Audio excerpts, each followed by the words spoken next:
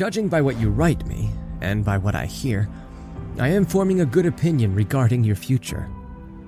You do not run hither and thither and distract yourself by changing your abode, for such restlessness is the sign of a disordered spirit.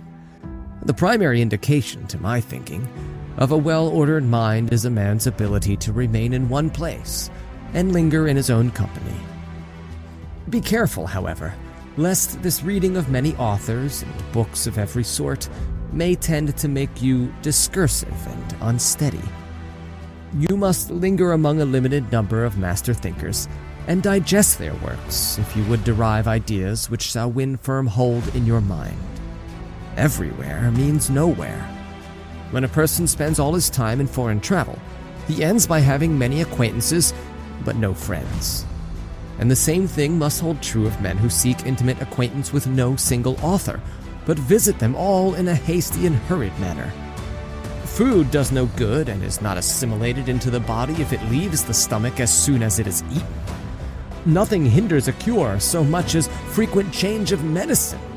No wound will heal when one salve is tried after another. A plant which is often moved can never grow strong. There is nothing so efficacious that it can be helpful while it is being shifted about. And in the reading of many books is distraction. Accordingly, since you cannot read all the books which you may possess, it is enough to possess only as many books as you can read. But, you reply, I wish to dip first into one book and then into another. I tell you that is a sign of an overnice appetite to toy with many dishes. For when they are manifold and varied, they cloy, but do not nourish. So you should always read standard authors, and when you crave a change, fall back upon those whom you read before. Each day acquire something that will fortify you against poverty, against death, indeed against other misfortunes as well, and after you have run over many thoughts, select one to be thoroughly digested that day. This is my own custom.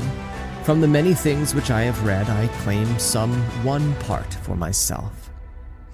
The thought for today is one which I discovered in Epictetus, for I am wont to cross over even into the enemy's camp, not as a deserter, but as a scout.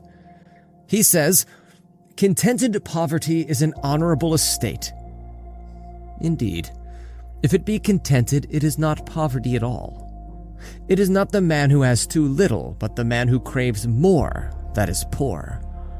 What does it matter how much a man has laid up in his safe or in his warehouse?